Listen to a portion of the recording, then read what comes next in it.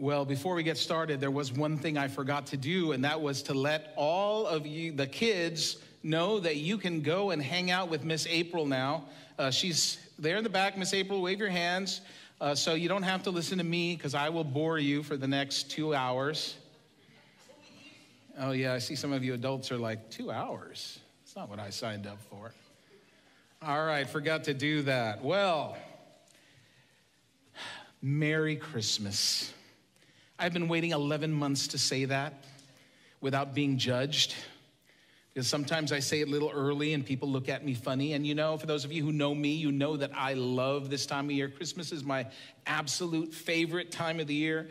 In fact, I love it so much that early on in our church's history, we started doing Christmas in July, and it has never stopped. And so now, you know, Christmas is so nice, we celebrate it twice.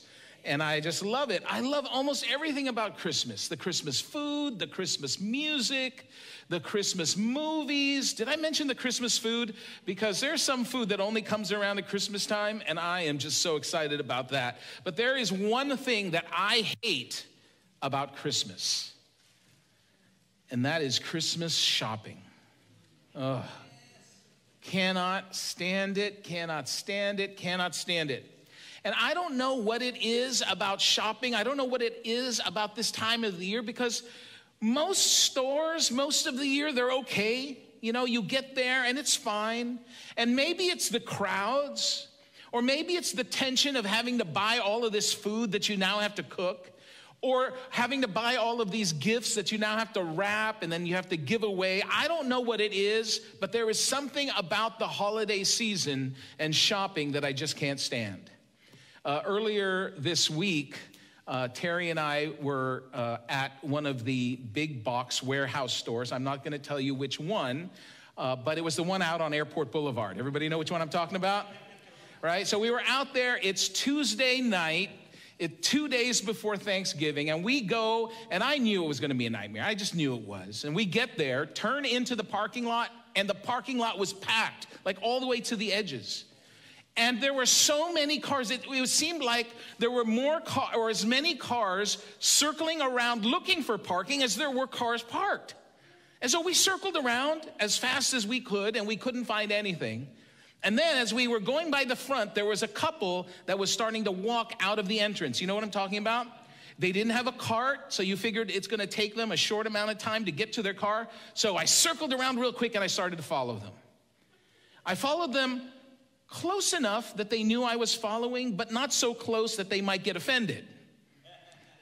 And so I followed them down the aisle, and I was thinking, come on, turn, and they didn't turn. And so they crossed over that drive that you go through to the next aisle, but instead of going to the one straight ahead, they went to the one next over one. So now I have to turn and go to that one. And as I'm turning to follow them, another car comes in and swoops in front of me. And exactly at that time, that couple stops.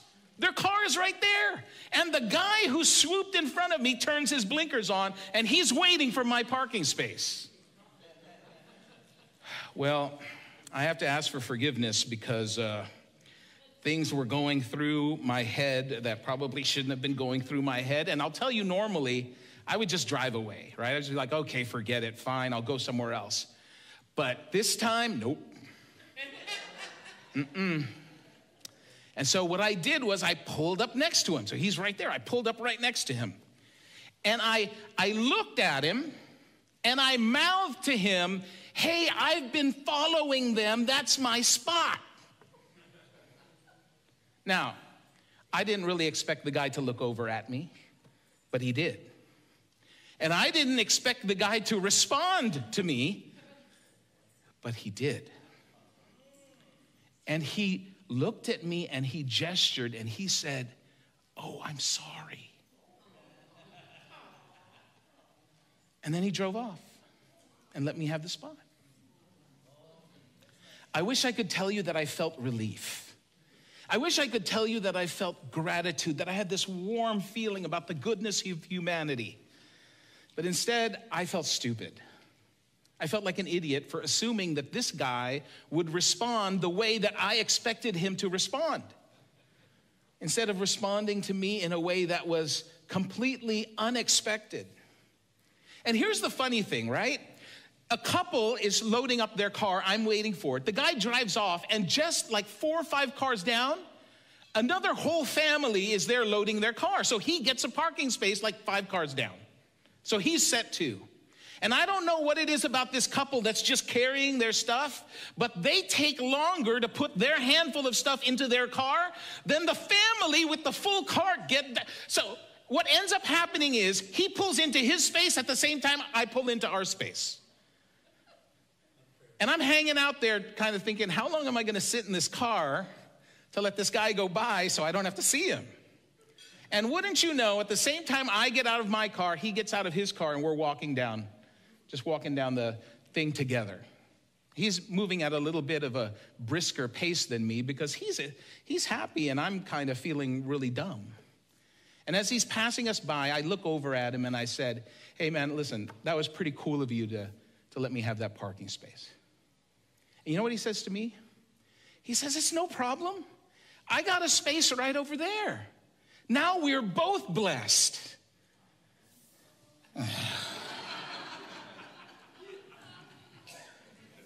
Yeah, we were both blessed. Such an unexpected encounter, and so humbling. And what a reminder that oftentimes we expect the worst in the mundane and uncertain times that we often face during the day. And when we expect the worst, a lot of times our expectations become fulfilled because of what we expect, and we don't make room for these encounters. That even the times where it seems confusing or uncertain or it's just hectic, that we experience these moments where God shines through. And God shined through in that moment. Today we're starting a brand new series. We're starting our Christmas series, which is called Do You See What I See? Which comes from that Christmas song, which is actually Do You Hear What I Hear? But we're going to be talking about seeing.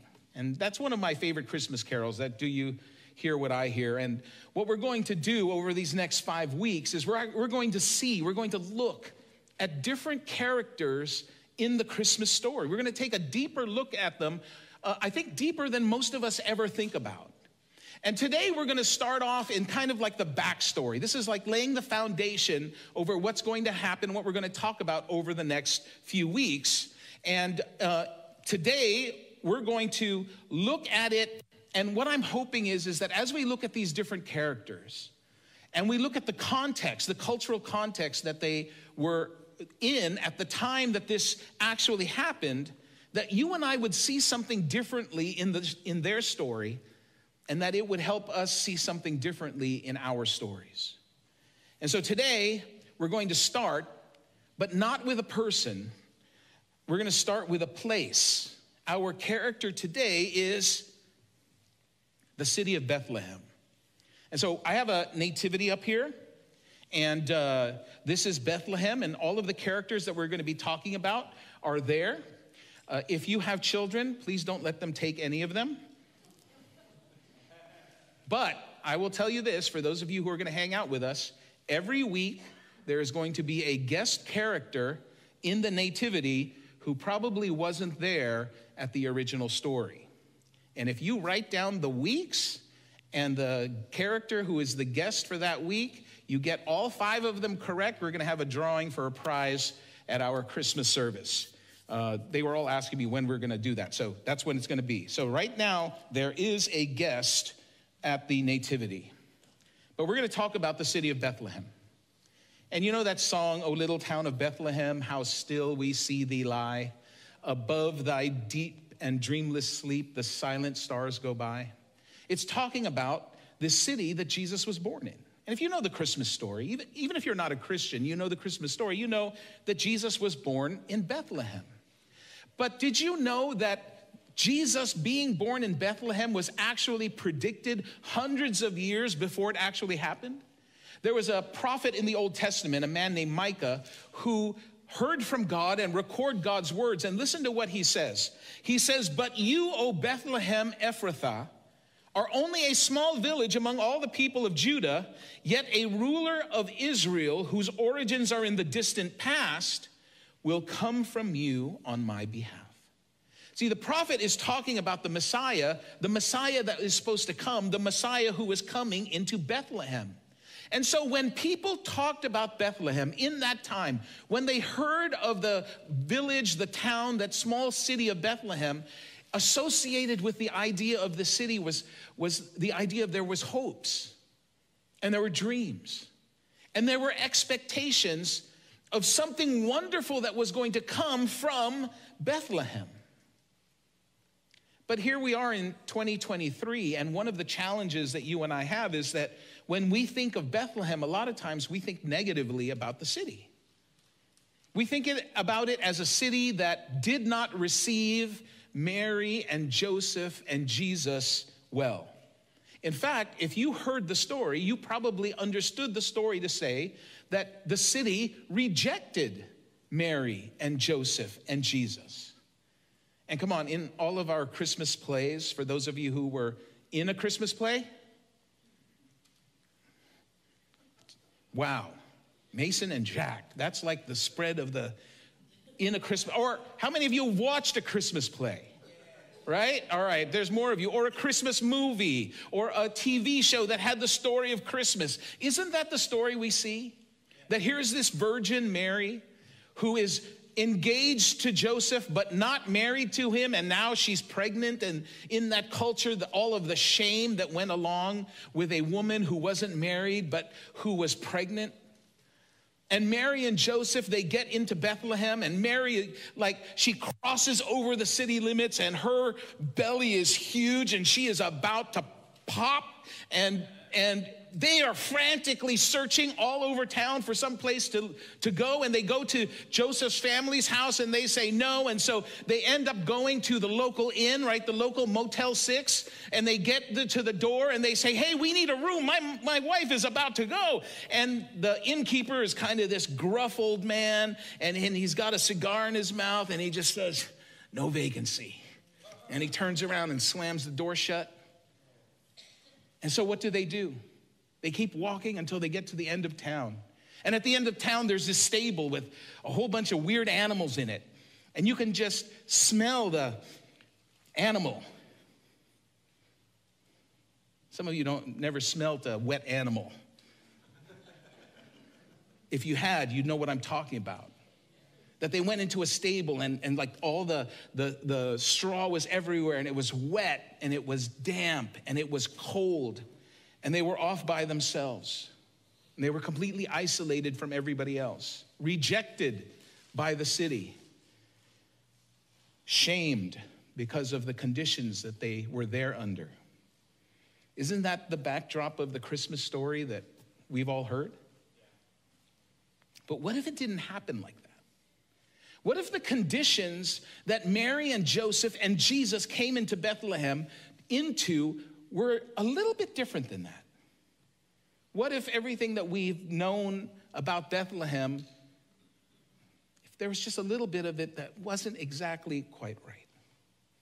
There was a man named Luke who was not a person who knew Jesus personally, but he set out to write an account of Jesus' life, and he talked to a lot of eyewitnesses. He interviewed a lot of Jesus' disciples, his best friends, his family, and he wrote an account of Jesus' life. And when he was talking about this particular time where Jesus was being born, he writes about how the emperor at the time told everyone they had to go back to their hometown because they were going to do a census.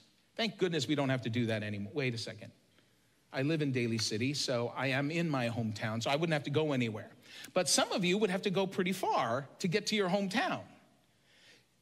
The emperor said everybody's got to go to their hometown. And so Joseph and Mary, Joseph, who lived in the city of Nazareth, had to go to Bethlehem for the census. And this is how Luke describes it. In Luke 2, verse 4, he says this, and because Joseph was a descendant of King David, who was perhaps the greatest king of ancient Israel, Luke says he had to go to Bethlehem in Judea, David's ancient home, So Luke is telling us a couple of things here, but what Luke doesn't want you or I to miss is that there is significance in the city of Bethlehem.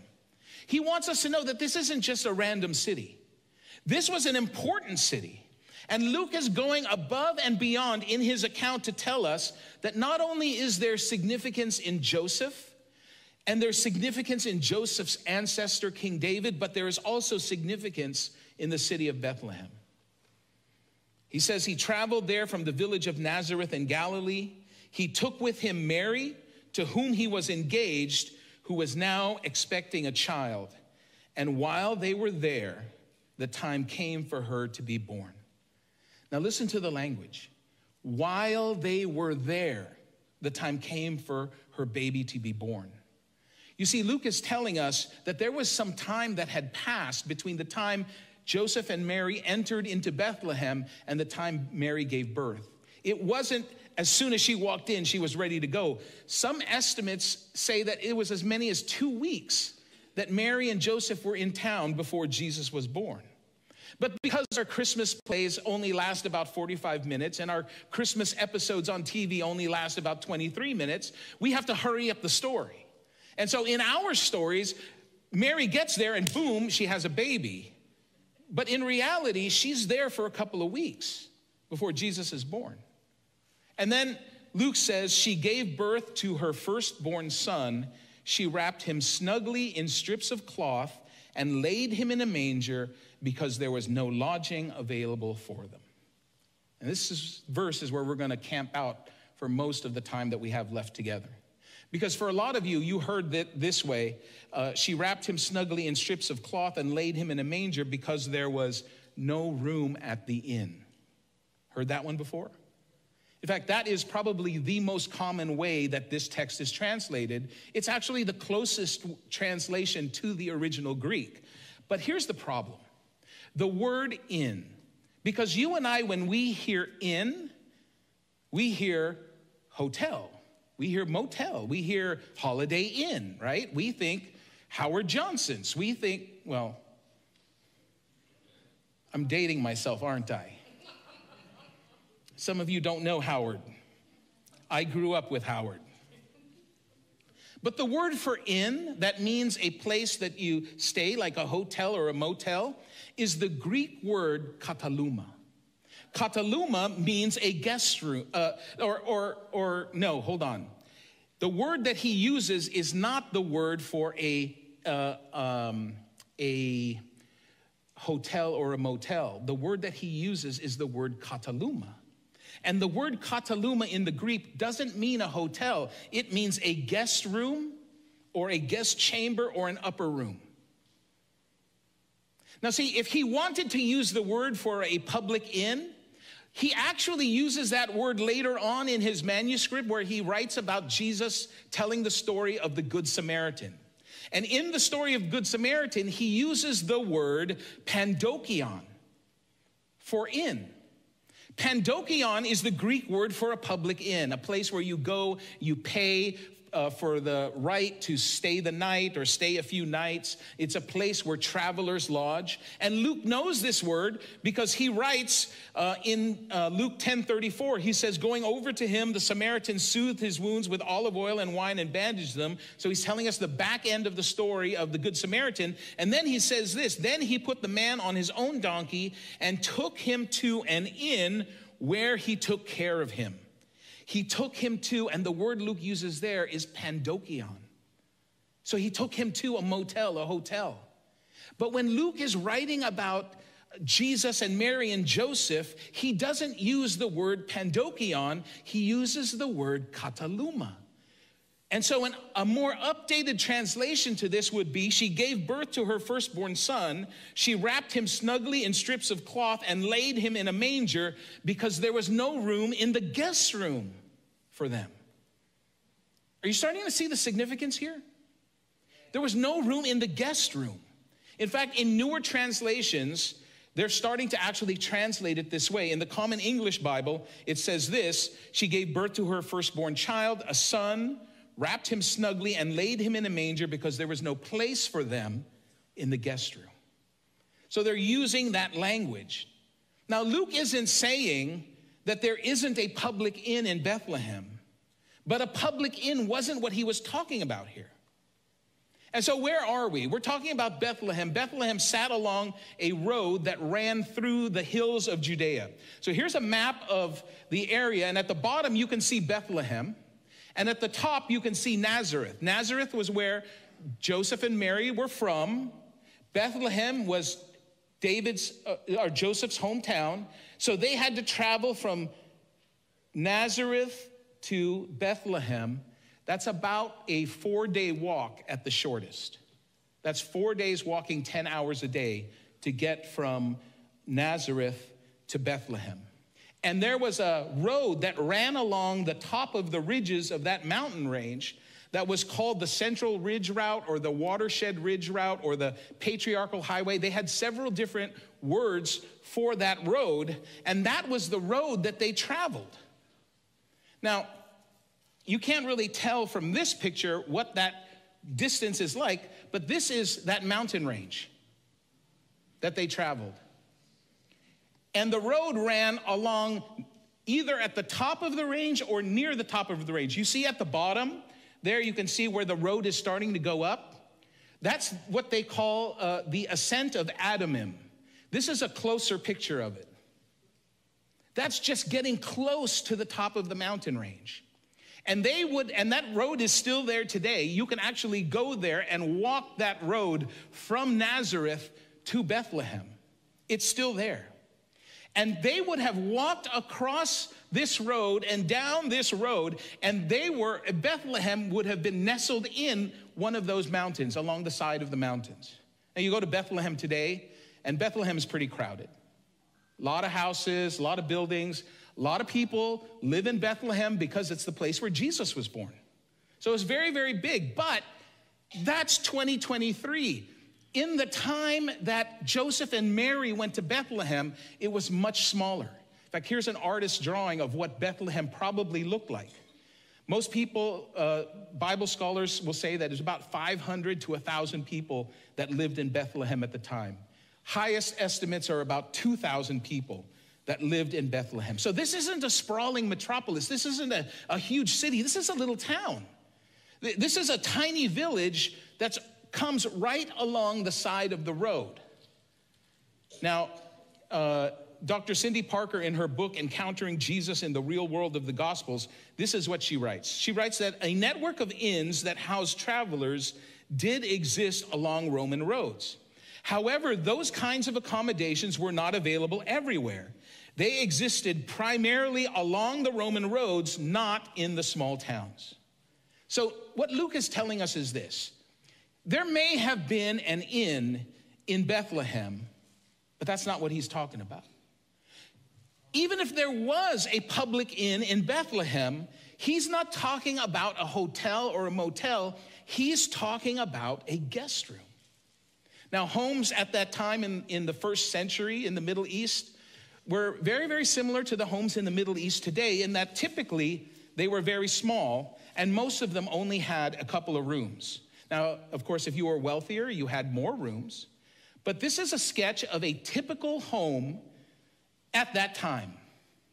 And one of the things that you see here is that inside the home, there is a stable. Inside the home. Because you see, in this time, it would be normal for a family to have a couple of sheep, a goat, maybe even a mule. And because the animals would have been their greatest investment, they wouldn't let the animals stay outside at night because they were susceptible to being attacked by predators, by thieves, or even bad weather could come and hurt them. So they built a stable inside their homes. Now, if they had an elevated living area, so you can see you can go up the steps, sometimes what they would do is they would cut into the floor these little trenches where they would put food for the animals. Those were called mangers. And the reason that they cut those trenches in is because if they had to feed the animals at night, they didn't want to have to go outside where it was dangerous, so they brought in all of the feed and put them in the mangers there inside their home. Then they would have the living area where they would live. You can see that there's a cooking area. And then in the back, behind the cooking area, is where they would actually sleep. That was their sleeping area. And for some homes, on the second floor, they would have an upper room, a kataluma. That is what Luke was talking about when he said, there is no room in the kataluma. This is a drawing of what it might have looked like in most places. And you can see that as you come into the door, the first place you come into is the stable area. And then the living area was right there. And in this home, to get to the kataluma, you actually had to use the stairs that were on the outside of the home. This is a Palestinian home in the 1930s. And you can see the stable area underneath. The living area would have been underneath there, and then the kataluma was on the second floor. In this area, if you go there today, even today, you can see that there's lots of caves in the sides of mountains. So oftentimes what would happen is that they would find a cave, and that cave would be both the stable and their living area.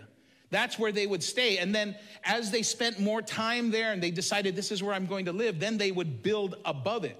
They'd excavate and build above it, and that would be their home. Now, sometimes there wasn't a second floor. Sometimes they were designed like this, where the kataluma is actually a guest room that's on the back side of the home. Had a simple doorway. Sometimes there was a full divider. It was a completely different place. Sometimes there was openings to go in between the family home and the kataluma. But you can see that it is all together. All of it was in the exact same place. And this is important for us to understand because we always thought that when Luke said that there was no room at the inn, that what we thought was there was no room in the hotel. But actually what they were saying was that there was no room in the kataluma. There was no room in their guest room. They actually, if you go to the Jerusalem Museum in Jerusalem, they built a mock-up of what they think that it actually looked like in that time. Where on the right, you can see where the sheep is, that's the stable area. And then the center section and the section to the left is where their living area was, and upstairs was the kataluma. And so when Luke says there was no room for Mary and Joseph in the kataluma, the natural question for us would be why? Why wasn't there any room in the kataluma? Well, Joseph was going to Bethlehem because that's where he was from, which means Joseph would have had family there. In fact, historical records tell us that Joseph had family living there because he was from Bethlehem. Not only that, Luke tells us that Joseph was from the royal lineage of King David, which means that he was also his family was very important to the people in that area. The chapter before this, Luke tells us that Mary, on their way, was talking to her cousin Elizabeth and her husband Zachariah. They lived in the hills of Judea. So even if they went into town and no one had space for them, they had lots of places where they could have gone. And especially because Mary was pregnant, in that culture, you don't turn away a pregnant woman. In one of my favorite books, Jesus Through Middle Eastern Eyes, the author Kenneth Bailey, he writes this. He says, in every culture, a woman about to give birth is given special attention. Simple rural communities the world over always assist one of their own women in childbirth, regardless of the circumstances. You see, in this time, the number one cause of death for women was giving birth. And so if there was a woman who was about to give birth, not just the family, but the whole neighborhood would rally around her and take care of her. Now, listen to this quote from Benjamin Foreman. He says, since Bethlehem was very crowded because of the census, this is going to give us an idea of why it was crowded. The guest room was probably already full of visitors when Mary and Joseph arrived. In other words, all of the other relatives who were from nearby had already gotten there before them. And they'd already taken up all of the extra space. And so they had nowhere else where they could live.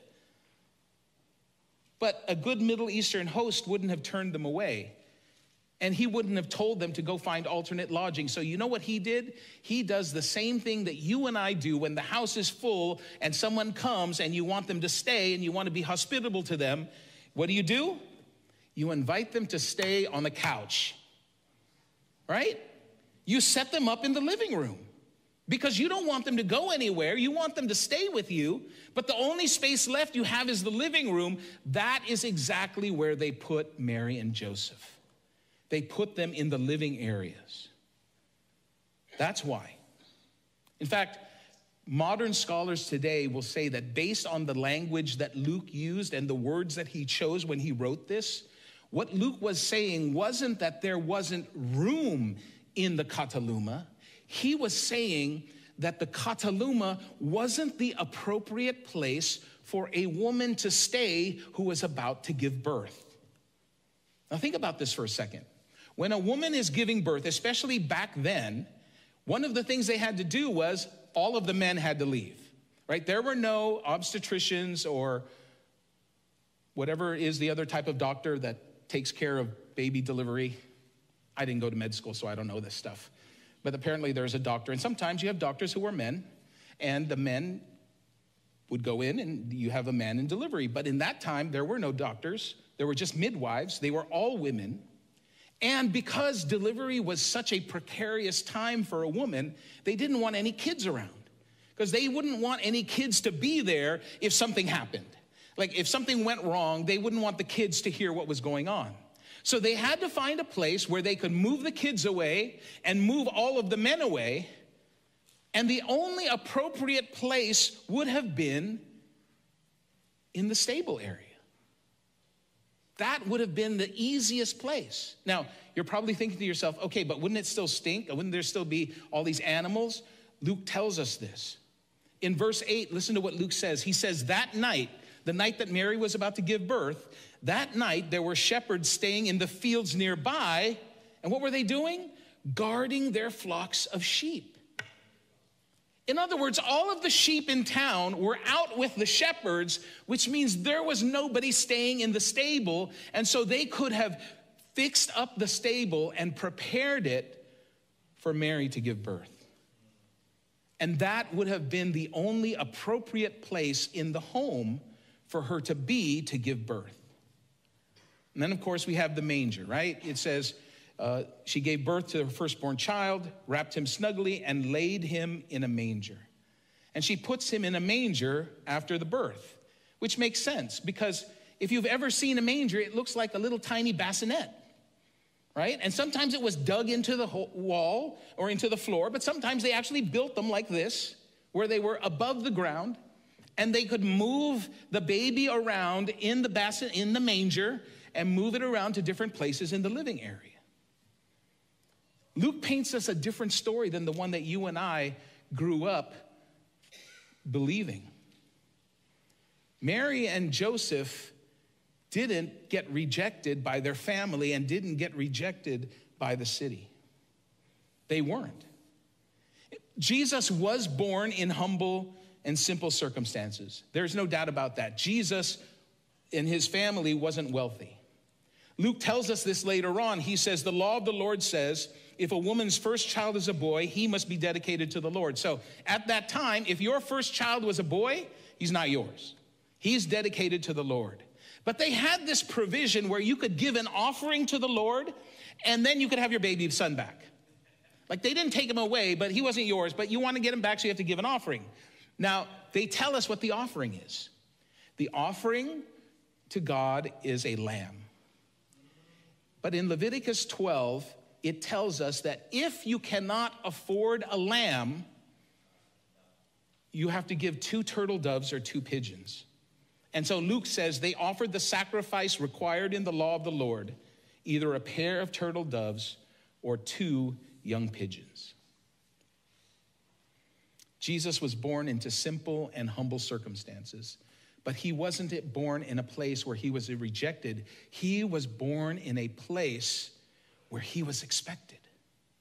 He was born in a place where the people were looking for and waiting for an encounter with the Messiah. This is the Bethlehem that welcomed Jesus. This is the Bethlehem that welcomed God, who came into the world in human form, who came into the world in the most vulnerable stage of being a human and in the most simple and humble circumstances, to a simple and humble couple living in a simple and humble town, the tiny town of Bethlehem. Now, what we're going to see over these next 5 weeks is going to be absolutely amazing, because what we're going to see is that there would be a number of unexpected God encounters throughout the story of Jesus, throughout the story of his birth. That people would come from nearby and come from far, far away, specifically to meet the Savior who had come into the world. That people would come to meet the Messiah, the one who was supposed to come and save them. And so as we think about the Christmas story, and as we think about the tiny town of Bethlehem, Bethlehem is actually a reminder to you and me that no matter what our circumstances are this Christmas, no matter how extravagant we expect our Christmas to be or how humble we expect our Christmas to be, that Jesus came into the world in the same circumstances. He came into the world when it was inconvenient. He came into the world when it was really busy, where there's people, too many people in town, walking around, bumping into each other. He came into the world where it was crowded and where there were awkward family gatherings. Anybody have awkward family gatherings this Thanksgiving? Jesus came in the midst of the disappointments, in the midst of the sadness that often lies just beneath the surface for so many people during the holidays. Jesus came into the world then with the expectation that he was going to have an encounter with people. And you can have that encounter with him today. Because no matter what's going on in your life, no matter what you may think about why we celebrate Christmas, no matter what you may think about the things that have happened in your past or the things that you're doing right now that you think disqualify you from having an encounter with Jesus, he came into the world exactly at the moment that the world needed him. And he comes into our lives exactly at the moment that we need him. And he didn't tell Bethlehem to change. He came exactly as Bethlehem was. And he doesn't tell you or me to change either. He says, I am here for you exactly as you are. You don't have to clean up your act. You don't have to change your life. He doesn't even say you have to completely and fully believe everything about him or trust anything with him. All he says, just turn my way and let me prove to you that I came into the world for you. That last statement there in your notes, if you're following along, I think is probably the most powerful statement that we could say about it. And that is that Jesus came into the world so that he could come into your world, just so that he could have an encounter with you.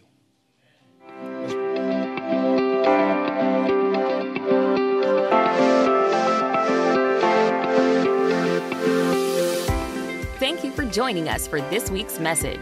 Gracepoint Church is located in South San Francisco, California.